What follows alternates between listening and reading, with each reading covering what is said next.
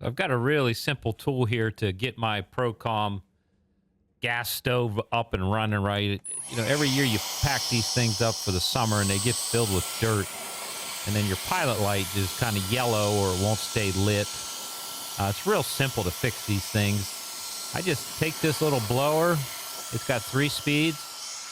I just blow everything off of it. I get down into the igniter, blow that out.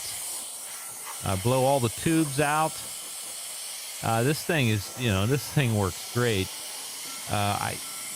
It took me a while to figure out the fact that what goes wrong with these, and it's really all just about dirt, dust, grime, things that just kind of fall in all the orifices in these stoves. Once you give them a good cleaning, you're typically good to go.